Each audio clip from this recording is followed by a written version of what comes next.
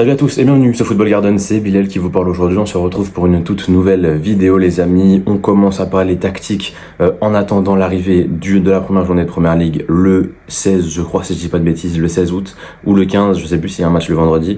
Et le match du 17 à 17h contre Crystal Palace, ce sera la première journée de championnat pour Chelsea cette saison. Mais en tout cas avant ça, avant de rentrer dans tout ce qui est match de Première Ligue, débrief, etc., on va y aller tranquillement avec une petite série de vidéos où on va revenir sur l'état à peu près des clubs du Big Six. Et on commence évidemment par Chelsea, c'est mon club, le club que je connais le mieux, et c'était pour moi le plus logique pour commencer. Donc du coup, ce qu'on va faire dans ces vidéos-là, c'est d'abord qu'on va détailler les arrivées et les départs qui ont été faits durant l'été à l'heure où moi je m'enregistre, parce qu'évidemment le mercato continue. On va parler aussi des recrues qui vont potentiellement arriver. Là, il y en a deux à Chelsea, vous savez, pour ceux qui sont fans de Chelsea, vous savez. Et voilà. Et ensuite, on parlera tactique, comment bouger, comment articuler cette équipe-là, sachant qu'on est sous Maresca et qu'on a une certaine patte à respecter, on peut pas faire n'importe quoi. Donc du coup voilà, on en reparlera après, un petit peu plus tard dans la vidéo, de tout ce qui est tactique. On va commencer doucement mais sûrement avec les arrivées et les départs côté Chelsea cette saison, parce qu'il y en a eu pas mal. On commence du coup avec les départs et on a du coup le départ d'abord de Bergstrom qui était libre à la fin de contrat, à la fin de la saison, excusez-moi. On avait vu ça dans le mercato parfait, c'était le joueur que je faisais partir libre. Marcus Bettinelli qui signe à City en tant que troisième gardien contre 2 400 000 euros. Donc voilà, on s'en servait pas, mais c'était quand même très intéressant quand même de l'avoir pour les homegrown players. Bon, après je pense qu'on en a quand même suffisamment, mais voilà, c'était quand même pas mal. Kepa aussi qui est parti, 3 gardiens qui s'en sont allés pour quasiment 6 millions d'euros, voilà, 5 millions de livres. Je trouve que c'est plutôt bien vendu dans le sens où il ne restait qu'un an de contrat, mais je pense qu'on aurait quand même pu en tirer un petit peu plus, genre un petit 10 millions, surtout pour Arsenal. Mais voilà, Bashir Humphreys qui a signé définitivement à Burnley contre 14 millions d'euros. Amougou qui est parti à Strasbourg contre 15 millions, voilà, ça c'est du blanchiment d'argent. Petrovic à Bournemouth contre 29 millions d'euros. Et enfin Madueke qui a signé à Arsenal contre 55 millions d'euros. Donc ça c'était plutôt pas mal au niveau des départs qui peuvent se préciser. On le sait, Chukwuemeka va peut-être partir.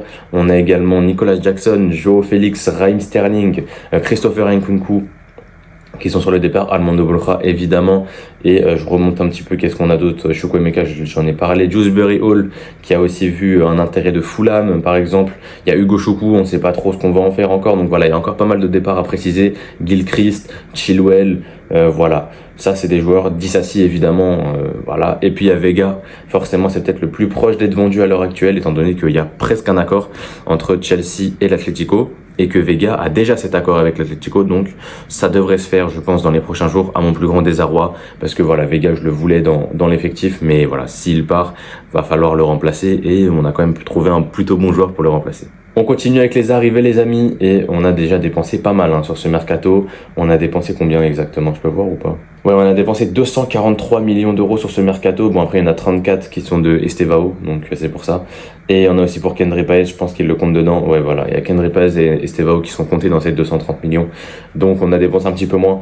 On a du coup Gittens en tête de liste, 64 millions d'euros, Joao Pedro 63, Delap 35, Essugo 22, Mamadou Sarr 14, forcément qu'on a reprêté derrière.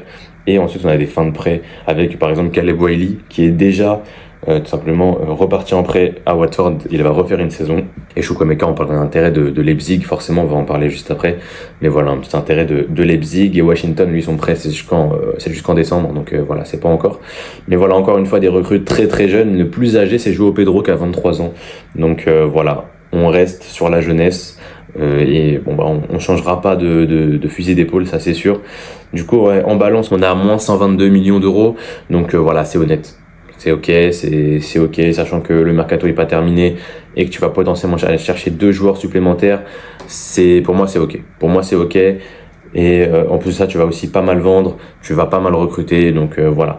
On passe maintenant aux 2 recrues potentielles que Chelsea va signer. On passe maintenant aux 2 recrues potentielles pour Chelsea cette saison, et on en a 2 qui sont vraiment pas mal pour le coup. Et les 2 sont néerlandais, c'est ça qui est drôle en plus. On a d'abord Xavi Simons, forcément un joueur qui me hype énormément. Je vais pas faire de vidéo précise sur l'un et sur l'autre, étant donné que j'en parle dans cette vidéo, mais on va en parler un petit peu sans rentrer en grand détail. Je sais que par exemple David a fait une vidéo sur Xavi Simons. À l'heure où je m'enregistre moi, elle est uniquement disponible pour les membres, mais quand la vidéo sortira, elle sera disponible, donc je vous invite à aller la voir si vous l'avez pas vu, mais du coup voilà, Xavi Simons il a fait une vidéo dessus et voilà, on va en parler rapidement. Vous avez du coup sa fiche Transfermarkt qui apparaît à l'écran, 70 millions de valeur marchande, 28 sélections avec les Pays-Bas et 1m79, milieu offensif qui peut jouer à droite, qui peut jouer à gauche, même si c'est un petit peu moins bien, on le sait. Voilà, il est sous contrat jusqu'en 2027 et il a du coup une valeur marchande de 70, sa valeur la plus élevée c'était 80. Voilà, il a été pas mal blessé cette saison, c'est pour ça qu'il a été un petit peu moins en vue que l'année dernière, notamment où il avait été excellent en Bundesliga. Voilà, on a du coup 10 buts, 7 passes D en 25 matchs de Bundesliga cette saison, 2150 minutes jouées, 5 matchs de Champions League, pas de but, pas de passe D, mais on le sait, Leipzig cette saison en Champions, ils se sont complètement foirés. Je crois qu'ils ont fini genre 35e, un truc comme ça. Ils ont perdu tous leurs matchs sauf un. Donc voilà, Leipzig, ça a été très dur pour eux cette saison. En tout cas, voilà, on a eu un Xavi Simons qui a été beaucoup blessé, notamment voilà entre octobre et janvier, il n'a pas joué. Donc c'est aussi pour ça qu'il a des stats un petit peu moins bien, et encore un petit peu moins bien. Il a quand même 17 GA en 25 matchs de Bundes. Donc c'est vraiment pas mal. Voilà, il a joué 16 matchs en tant qu'ailier gauche, 15 matchs en tant que milieu offensif et un match en tant que second attaquant. Donc voilà, il a quand même joué pas mal à gauche cette saison avec Leipzig, mais ça reste quand même un joueur d'axe. Voilà, ça reste un joueur axial à la base et c'est un joueur qui nous a tous fait rêver évidemment, que ce soit en Eredivisie où il avait tout pété, il avait vraiment explosé, ou en 23-24 avec Leipzig où il avait sorti une très belle saison avec 8 buts, 13 passes D, il avait joué 2600 minutes et 10 buts, 15 passes toutes compètes confondues. On avait vraiment vu un vrai niveau pour Xavi Simons qui pour le coup avait vraiment beaucoup joué sur les côtés cette saison-là. Donc on est sur un joueur plutôt versatile, qui peut jouer à droite, qui peut jouer à gauche, qui peut jouer dans l'axe. Et c'est un joueur qui, personnellement, je trouve, va beaucoup apporter à cet effectif-là. On le sait, João Pedro est sûrement considéré par Maresca et le board comme un numéro 9. Donc, il faut ce joueur qui va remplacer João Félix, ce joueur qui va remplacer Christopher Nkunku.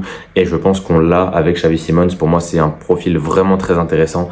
Et ça va vraiment bien matcher, je trouve, avec l'effectif qu'on a. On passe ensuite au deuxième joueur qui va probablement arriver cet été. Voilà, il y a un accord qui a été fait entre le joueur et le club, et il y a aussi quasiment un accord entre les deux clubs. Donc voilà, on aura le Héros, je pense, demain, voire ce soir, hein, si ça se passe bien. C'est Joré Lato, forcément, 2006, 19 ans, hollandais, 11 sélections avec les U21, il n'a pas encore été appelé avec les Pays-Bas. Donc voilà, sa valeur marchande ne fait que augmenter, 35 aujourd'hui. Il peut jouer arrière gauche, il peut jouer central gauche. Donc voilà, c'est à la fois la doublure à Cucurella et aussi la doublure à Colwill. Voilà, on le sait, il va sûrement jouer dans les deux postes et c'est un joueur que je trouve ultra intéressant. Il a joué quand même la plupart de ses matchs latéral gauche. Il a joué 46 matchs sur 50 à gauche cette saison, Joré Lato. 2 buts, 6 passes D. Donc voilà, apport aussi dans les stats qui est quand même à pas négliger, même si c'est de l'Eredivisie. Et un parcours en Europa League qui s'arrête en 8e de finale où il a joué quasiment tous les matchs. Un seul match raté pour suspension. Mais sinon, voilà, il a joué quasiment tous les matchs tout le temps. Donc ça, c'est très intéressant. Et il a joué avec les Pays-Bas, hein, excusez-moi, je viens de le voir. Il a du coup 4 sélections, je dirais. Je crois qu'il a 4 sélections avec les Hollandais. Il a joué la Nations League. Et voilà, en Eredivisie, il a raté 1, 2, 3... Il a raté que 3 matchs. Il a raté que 3 matchs. Et sinon, je crois qu'il a joué quasiment toutes les minutes à chaque fois. Donc, vraiment top joueur qui enchaîne très fort les minutes cette saison. C'est 4185 minutes jouées, Joré Lato. Donc voilà, on est sur un joueur qui est très jeune, qui est encore perfectible, mais c'est un joueur qui est bourré de talent, que ce soit à gauche ou dans l'axe. Je trouve qu'il va beaucoup nous apporter et tactiquement, on va voir ce que ça peut donner, mais je trouve ça vraiment top. Et je pense qu'on va y aller tout de suite, on va pas perdre plus de temps que ça. Je vous ai mis du coup forcément la planche tactique. Du coup, j'ai mis la compo qu'on avait du coup contre le PSG en finale de Coupe du Monde des clubs, parce que je pense que c'est à peu près comme ça qu'on partira maintenant au vu de ce qu'on a montré, etc. Donc du coup voilà, ça c'est le 11 titulaire avec du coup Sanchez dans les buts. Il y a juste un changement qui va être fait, je pense que ça va être Lavia pour James, mais on aura Cucurella, Colwill, Chalobah, Caicedo, Lavia, Neto, Enzo, Palmer, Gusto et enfin João Pedro dans l'axe, João Pedro en numéro 9. Déjà, avant de parler tactique, pour moi, il faut qu'on parle de deux choses. Il faut qu'on parle de deux choses. Là, premier point, et c'est vraiment genre de la nomification sur le fait que voilà, je vais appeler certaines choses par un certain nom et peut-être que vous les avez déjà entendues, mais que vous savez pas ce que c'est exactement. Donc voilà. Du coup, vous avez le terrain que vous avez juste ici. On a ici tac. Et ici, on a les deux côtés. On a les deux côtés qui sont occupés par exemple dans ce cas-là par Gusto et par Pedro Neto. C'est ce qu'on appelle les ailes, qui du coup sont là. Là, on a la zone au milieu de terrain, ici, entre les deux cages. On retrouve par exemple Sanchez, Colwill, James, Caicedo, Enzo, enfin Enzo pas trop, mais Palmer. Palmer non plus, mais Pedro plutôt, c'est ça que je voulais dire. On a du coup ici, ça c'est l'axe. Et on a enfin deux zones qui se situent là et là, qui sont du coup entre les ailes et l'axe, c'est ce qu'on appelle les demi-espaces. Et les demi-espaces, on en parle souvent. Un demi-espace, c'est l'endroit où quand tu réussis à t'imposer dans cette zone du terrain, tu vas forcément prendre l'avantage sur ton adversaire, que ce soit sans ou avec ballon. Si avec ballon, tu arrives à te débarrasser des défenseurs dans le demi-espace, c'est toi qui auras l'avantage. Et si en défense, tu arrives à bien canaliser les demi-espaces, c'est toi qui auras l'avantage. On a donc du coup ici un 11 qui est quand même plutôt qualitatif. On peut parler du gardien, etc. Mais on a un 11 de qualité avec forcément le couloir droit qui est laissé à Malo Gusto. À la base, c'est un 4-2-3-1 assez classique avec Palmer ailier droit entre guillemets, avec Enzo en 10 et Neto à gauche. Et donc du coup, dans ce système-là, déjà, on a forcément Gusto à qui on laisse un côté. Et ça, je trouve ça très très intéressant. Et pour moi, c'est le meilleur moyen d'utiliser Gusto aujourd'hui, c'est d'avoir ce côté avec Malo Gusto. Donc il y a quand même plusieurs moyens qu'on va voir aujourd'hui. Déjà le premier point, c'est évidemment ne pas toucher à cette compo. À la limite, ce qu'on peut faire, c'est tout simplement, c'est genre replacer Enzo ici. Voilà. On sort James à la limite du 11, mais pas forcément, mais vous verrez. On met Enzo, peut-être non, même plutôt Caicedo ici et Enzo là. Voilà. Et en fait, ce qui va se passer, c'est que ici, ok, tu peux sortir Gusto. Voilà, par exemple. Et là, j'ai Estevao qui est là. Tu peux faire rentrer Estevao ici. Voilà, tu peux faire rentrer Estevao ici. Là, tu as Palmer. Et c'est lequel des deux? Je crois que c'est lui. Non, c'est pas lui, c'est l'autre. Là, on a Hato et là, on a Simmons. Voilà. Et on a Xavi qui va rentrer ici. Là, ce serait une compo beaucoup plus offensive. Et tout simplement, avec ballon, on aurait du coup ce 3-2-4-1 que vous voyez à l'écran. Et sans ballon, eh ben, on aurait un Caicedo qui arriverait à se positionner ici. Et là, en fait, il va falloir peut-être demander à Xavi de redescendre d'un cran. Voilà, on peut demander, et voilà, avec ballon, on serait comme ça, on serait sur quelque chose comme ça, on serait sur quelque chose comme ça, voilà, et comme ça, à peu près. Voilà, on serait sur une compo à peu près comme ça, en espèce de 4-4-1-1, où tu pourrais couvrir toute la longueur, par exemple. Mais voilà, avec ballon, on aurait Caicedo qui rentre au milieu, évidemment, et on aurait Estevao à droite, qui prend le couloir exclusivement, avec Palmer, demi-espace droit, avec Xavi, demi-espace gauche, et avec forcément ce double pivot-là, Pedro en pointe, ça ne bouge pas, avec Neto, comme ça. Donc voilà, ça c'est la compo assez classique, en 3-2-4-1, et c'est pour aussi vous expliquer les demi-espaces. Le deuxième point que je voulais vous montrer, c'était tout simplement le fait de casser une ligne. Qu'est-ce que casser une ligne finalement? Parce que beaucoup de gens parlent de casser des lignes, mais personne sait, enfin pas personne, mais des gens ne savent pas vraiment ce que c'est. Et en vrai, c'est pas non plus déconnant, hein, c'est pas non plus un terme qui est ultra connoté, mais voilà. Casser une ligne, qu'est-ce que c'est forcément? Imaginons des défenseurs, bon là j'en ai que deux, mais voilà, imaginons le numéro 2 et le numéro 4 ici. Voilà, donc le ballon arrive sur Cole Palmer, qui du coup est ici. Et imaginons que voilà, lui c'est un milieu de terrain, hein, il y a un défenseur ici, hein, voilà, on va le mettre plutôt comme ça. En fait, le numéro 2 qui était là va suivre Palmer, et ça va créer un espace ici. Vous voyez l'espace entre le numéro 2 et le numéro 4? Donc imaginons, attendez, on va le rajouter ici. Voilà, là on a deux défenseurs. Là on a le latéral, là on a l'autre latéral. Voilà, et là on a l'autre mec au mitard. Voilà. Donc on est sur un 4-2-3-1 en face, avec 6 joueurs à vocation défensive. On a du coup Palmer ici qui demande le ballon à Caicedo. Le 2 va le suivre, ce qui va laisser de l'espace à Pedro. Okay. Et si le 8 qui est là bouge pour aller couvrir Pedro, c'est Xavi qui se retrouve tout seul.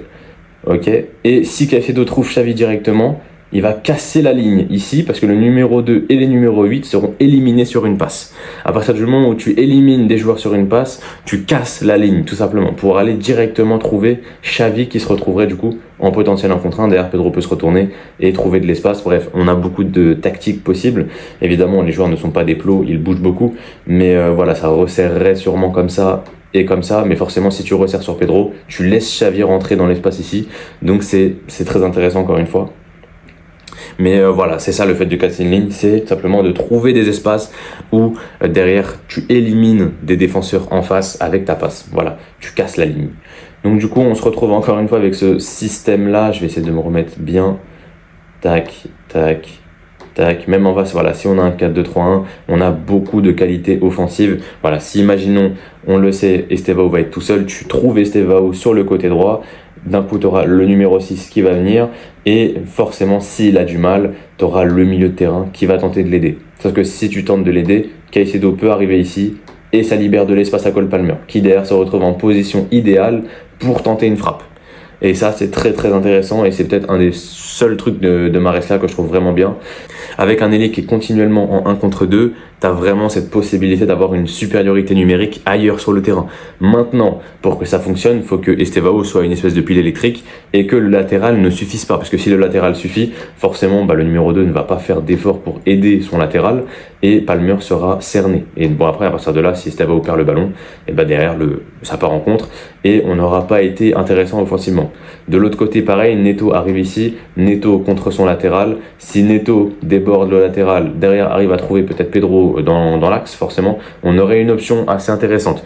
Donc si ça arrive, le latéral va demander de l'aide, voilà, à son milieu de terrain par exemple. Donc Neto se retrouverait en 1 contre 2 ici, mais forcément tu ramènes Enzo là et tu libères de l'espace pour Xavi. Comme Palmer de l'autre côté, et derrière, tu aurais Xavi dans une position préférentielle. Évidemment, encore une fois, le 5 sortirait sûrement à la vitesse de la lumière, mais si tu arrives à trouver un espace, peut-être que Pedro tente une course comme ça en parabole, Xavi peut la redonner en une, et Pedro se retrouverait ici. Évidemment, ce serait vraiment une top position, et derrière, tu peux frapper croisé, tu peux frapper premier, il est tout seul, donc forcément, c'est très intéressant. Mais voilà, on a beaucoup d'options, et il faut aussi se rendre compte que le football, ça va très très vite, et que même si nous, voilà, là, on est sur des choses arrêtées, on est vraiment sur du tactique pur, dans la réalité, ça marche aussi. Ça marche aussi parce que forcément, en fait, au début, Neto va être contre son latéral, et si Neto commence à bouffer le latéral encore et encore, on va lui dire faites une prise à 2 sur lui. C'est assez logique, sauf que faire une prise à 2 sur un joueur, comme je vous l'ai dit, ça permet de créer une supériorité numérique là. Parce que ici, on est en 1 contre 2, mais ici, on est en 2 contre 1. Ici, on est en 2 contre 1. Après, évidemment, le 2 va coulisser pour rentrer ici. Mais dans ce cas-là, forcément, t'as Caicedo qui va me mettre là. Et là, tu peux jouer en triangle pour trouver Palmer. Et en fait, on va les faire courir. Et à tous les moments à tout moment du match, là, on se retrouve en 3 contre 2 dans cette partie-là du terrain. Donc, au final, en fait, le fait de coulisser en face, ça va aussi nous permettre à nous de nous trouver en situation de supériorité numérique à un autre endroit sur le terrain. Et c'est ça qui est ultra important et ultra intéressant. Et offensivement, je trouve qu'on a un potentiel de malade mental, même avec Xavi Simons, qu'on peut voir juste ici. Enfin, on va continuer défensivement parce que, évidemment, aussi, c'est aussi intéressant. Du coup, on va remettre Sanchez ici, Cucurella là, Colwill là, Chalobah là, et forcément, ce serait Caicedo latéral droit dans ce système-là, évidemment. On aurait du coup Enzo ici, on aurait Xavi ici, enfin peut-être plus l'inverse, comme ça Xavi est directement dans son demi-espace. Xavi ici, Palmer ici, Estevao qui défendrait là à peu près, Pedro qui va défendre à peu près ici au milieu de terrain et Neto qui va défendre ici. Donc voilà, là on est sur un scénario de bloc bas et en face imaginons un 4-2-3-1, donc on aurait du coup 4 joueurs ici avec hop et avec les 2-6 forcément qui seraient là et là à peu près. Donc voilà, là on est sur une situation inverse, une situation où tu te retrouves acculé dans ta zone. Et là qu'est-ce que tu fais ici ? Parce que forcément, tu as le numéro 7 qui peut dézoner là. Ça va du coup créer du déplacement pour Palmer, par exemple, ici, qui va aller embêter le numéro 7. Et forcément, tu as Enzo qui va aller, par exemple, sur le 2, ici. Et on a Estevao qui va couvrir le 5, par exemple. Donc là, ici, le 6 jouerait probablement sur le 4, ce qui peut permettre à Pedro d'intercepter juste là. Donc ça c'est très intéressant et forcément si on est dans cette position là, évidemment Xavi est pas très bon défenseur mais si on est dans cette position là on a beaucoup de lignes de passe qu'on peut récupérer. Évidemment c'est un bloc bas mais on est une équipe qui en transition va très très vite, Neto va très vite, Estevao va très vite, Gittens va très vite, Gusto va très vite. En fait peu importe avec qui tu joues sur les côtés tu vas très très vite. Et si tu récupères un ballon ici, évidemment derrière il y a la défense, c'est pas vite comme ça, mais si Pedro récupère un ballon ici, Estevao direct et Neto direct vont aller prendre la profondeur, prendre les ailes et créer du danger. Évidemment, Pedro va peut-être lancer un des deux et partir avec. Palmer va partir avec eux aussi et on part comme ça. Évidemment, Xavi aussi, etc. Donc du coup, forcément, chaque récupération de balle, c'est une possibilité de contre-attaque. Et c'est pour ça que c'est très intéressant, encore une fois, ce qu'on propose à Chelsea, c'est que en fait, on est capable de tout parer. On est capable de tout parer. Évidemment, si ça va vite, on peut avoir par exemple le 6 qui joue sur le 7, Enzo qui tarde à arriver, qui du coup le 7 a le temps de décaler le 5 tout seul, le 5 qui se retrouve en 1 contre 1 contre Caicedo, le 5 qui déborde Caicedo, qui centre, et derrière le 2 qui peut se retrouver en position préférentielle. Évidemment, ça peut arriver. L'équipe est pas non plus ultra forte défensivement, on le sait. C'est une équipe qui est quand même plutôt friable. De l'autre côté, c'est pareil. Et on l'a vu notamment contre le PSG à plusieurs reprises quand même. On avait du coup Dembélé qui, à la base, est là, qui dézonnait par exemple à peu près ici. Et du coup, forcément, c'était pas Caicedo, c'était Gusto, mais t'avais Gusto qui était un peu plus haut comme ça sur le terrain et Dembélé trouvait des passes dans le dos du défenseur. Et du coup, le 5 était tout seul ici. Le 5 était tout seul ici. Il y a un moment, c'était Fabien Ruiz. Fabien Ruiz va centrer sur Doué. Doué qui est à peu près là. Évidemment, je mets Xavi, mais voilà, je vais mettre le 8. Doué qui était à peu près là. Il y avait également un joueur du PSG qui était ici. Voilà. Et c'est Cucurella qui était là. Cucurella qui était là.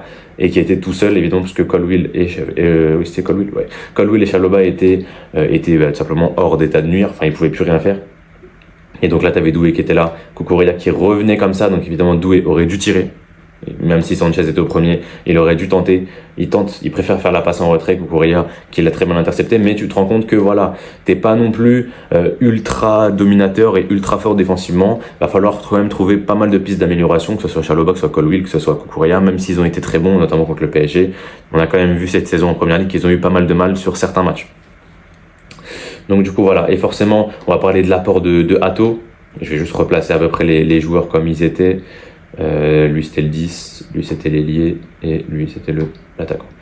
Donc voilà, on a à peu près ça. Tac, tac, tac. Je remets ça bien. Et on a du coup l'apport de Hato quand même dans cet effectif-là, qui du coup serait soit doubleur de Colwill, soit celle de Cucurella.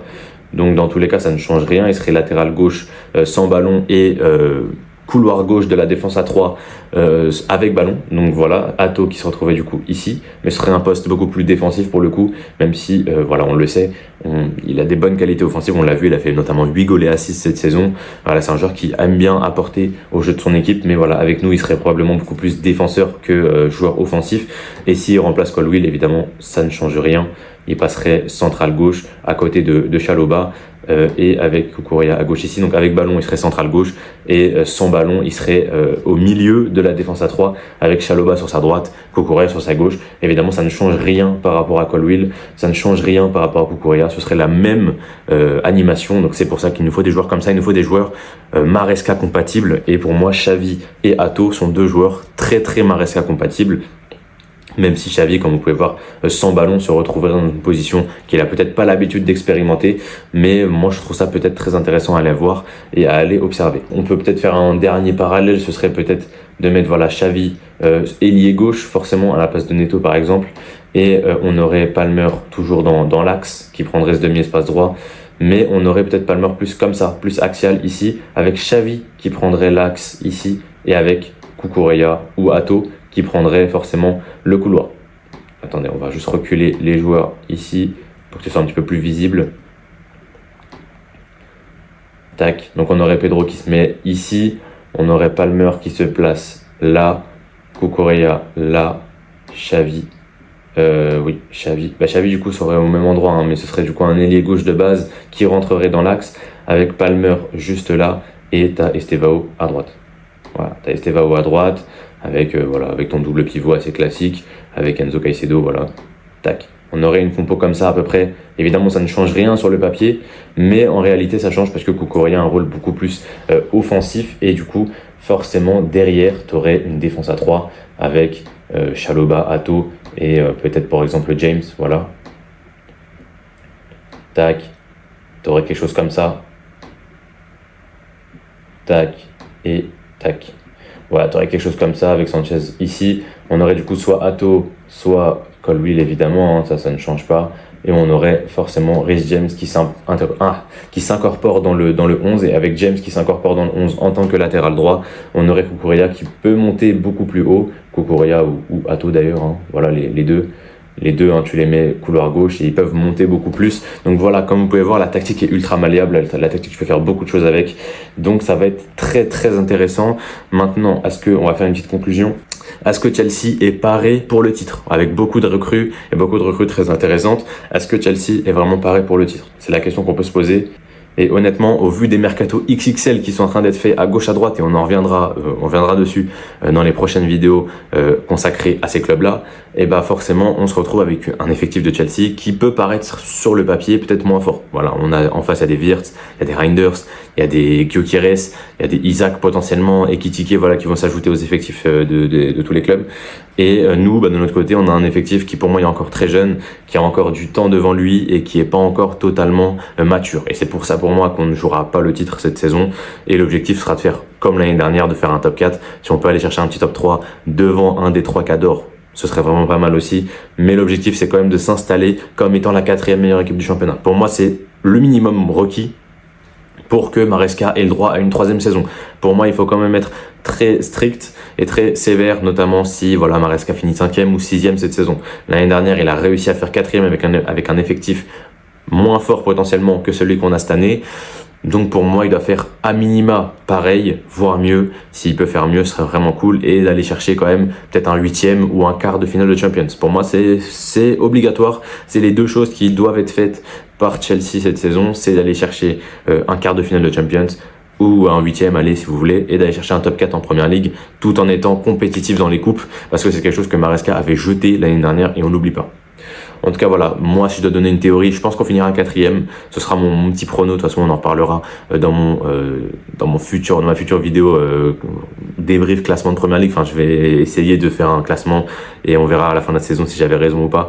Mais voilà, on en reparlera. Et on parlera évidemment peut-être de Chelsea quand il y aura du mouvement sur le mercato, hors Atto et hors Xavi, évidemment, vu qu'on en a parlé aujourd'hui. S'il y a d'autres joueurs, on en reparlera évidemment. En tout cas, voilà, nous on se retrouve très bientôt. C'était Bilal de la chaîne Football Garden. Portez-vous bien et la paix sur vous.